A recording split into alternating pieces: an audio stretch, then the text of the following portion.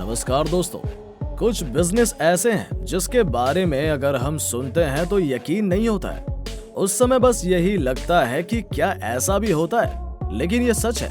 ये बात तो आपने सुनी ही होगी कि जब कोई भी आपदा को अवसर में बदलने के लिए काम करता है तो वो बिजनेस सफल हो जाता है। हर चीज की कीमत होती है, बस उसे सही समय और सही जगह का इंतजार होता है।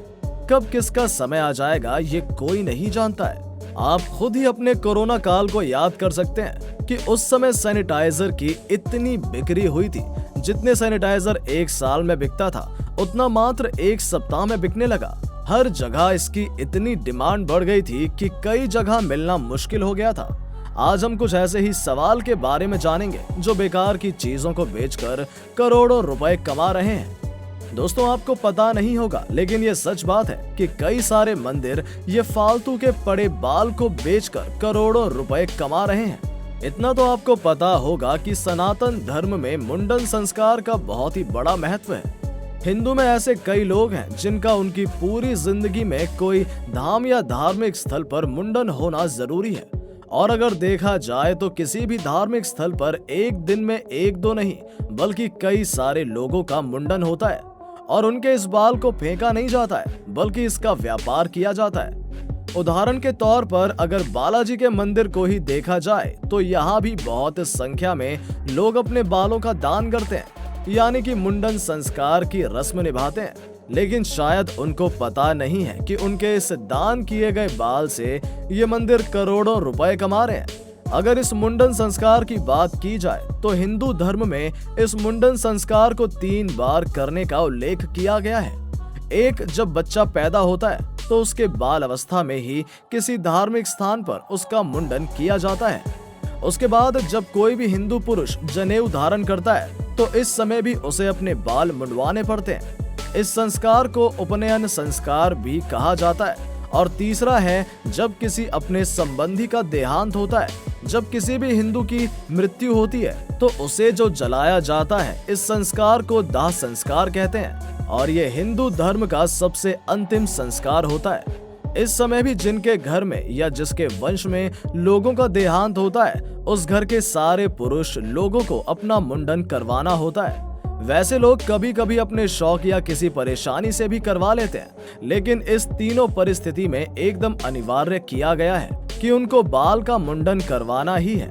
लेकिन बालाजी में सिर्फ पुरुष ही नहीं बल्कि औरतें भी अपने बालों का दान करती हैं।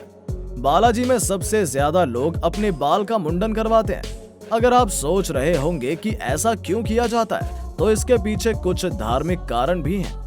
बालाजी मंदिर के बारे में कहा जाता है कि प्राचीन काल में एक बार भगवान बालाजी के विग्रह पर चींटियों का पहाड़ बन गया था और उस पहाड़ पर हर रोज एक गाय आती थी और यहाँ पर दूध देकर चली जाती थी।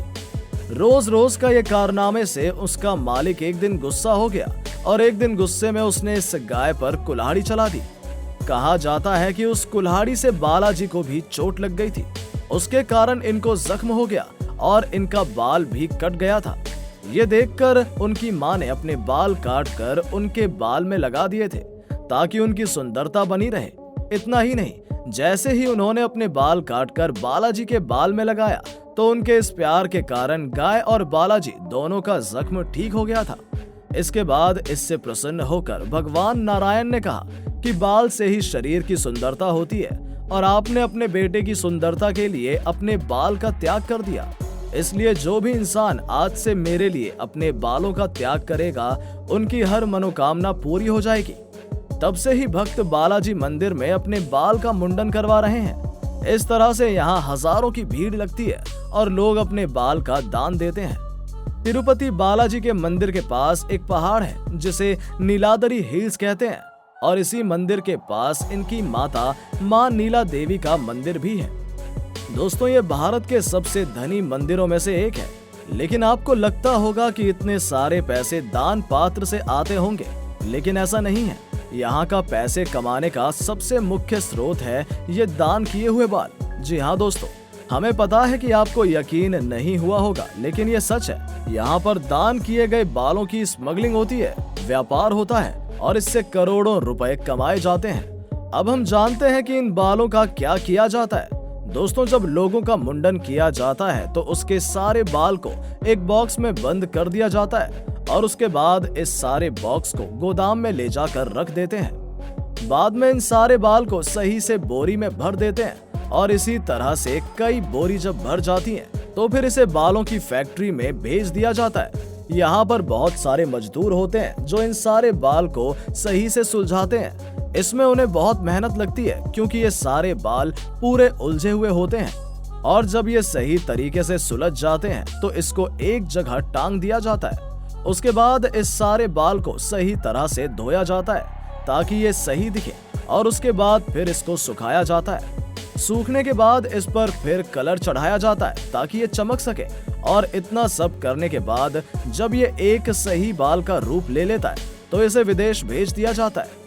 इसकी विदेश में इतनी डिमांड है कि इसे करीब 55 देशों में भेजा जाता है। अब इस पर यह सवाल उठता है कि किस बाल पर ज्यादा पैसा मिलता होगा और किस बाल पर कम। तो दोस्तों जो बाल घने और लंबे होते हैं उस पर सबसे ज्यादा पैसे मिलते हैं। आप जानकर चौंक जाएंगे लेकिन ये सच है कि 1 किलो बाल की कीमत 27,000 रुपए तक होती है। अब आप खुद सोच सकते हैं कि एक बोरी में करीब 127 किलो बाल रहते हैं और इस तरह से बहुत सारे बाल से भरे बोरे भेजे जाते हैं। अब इसके बाद आप खुद अंदाजा लगा सकते हैं कि इससे कितनी कमाई होती होगी। यहाँ पर प्रत्येक दिन करीब 20,000 से भी ज्यादा श्रद्धालु अपना मुंडन करवाते हैं। 20,000 लोगों में कई सारी महिलाएं भी शामिल होती हैं। अब आप खुद ही सोच सकते हैं कि हर रोज कितने बाल की सप्लाई होती होगी और इतनी ज्यादा भीड़ के कारण बालाजी के मंदिर में करीब 600 नाई होते हैं जो इन सारे श्रद्धालु के बाल काटते हैं। इसके साथ साथ यहाँ प्रत्येक दिन 50,000 से 1 लाख श्रद्धालु आते हैं। दोस्तों मंदिर में दान करना भी बहुत बड़ी श्रद्धा है, बहुत बड़ा पुण्य है। करोड़ों रुपए इस दान से भी यहाँ आते हैं। सबसे बड़ी बात है कि ये मंदिर इतना प्रचलित है और इस मंदिर के बारे में ऐसी मनोअवधारणाएं बनी हुई हैं कि यहाँ जो भी सच्चे मन से भगवान को प्रार्थना करते हुए अपने बाल दान करते हैं उनकी मनोकामना पूरी होती है। इसलिए यहाँ पर लाखों की भीड़ लगती है और बहुत सारा दान भी किया जाता है। अब दोस्तों इस मंदिर का ये निर्णय सही है या नहीं आप कमेंट करके जरूर बताएं, क्योंकि ये बात भी सच है कि अगर इतने सारे बाल को कहीं रखा जाए तो उसमें बहुत सारा रुपया खर्च भी होगा और इससे कोई आमदनी भी नहीं होगी, साथ ही साथ गंदगी भी फैलेगी। इसलिए मंदिर के इस निर्णय से इसे करोड़ों का लाभ भी हो जाता है और गंदगी भी नहीं फैलती है। कमेंट बॉक्स में बताइए दोस्तों कि क्या ये सही निर्णय है। दोस्तों अगर आपको ये वीडियो अच्छी लगी हो तो अपने सोशल मीडिया पर जरूर शेयर करें। उम्मीद करते हैं कि आपने ये फैक्ट बाबा हिंदी चैनल अब तक सब्सक्राइब कर लिया होगा, जिससे हमारी अगली इंटरेस्टिंग वीडियोस आप तक पहुंचती रहेगी। अगर आपके पास किसी भी तरह के सुझाव हैं तो कमेंट बॉक्स में जरूर बताएं ताकि हम अगली वीडियोस को और बेहतर बना सके। चलिए मिलते हैं एक नई वीडियो के साथ, तब तक के लिए नमस्कार।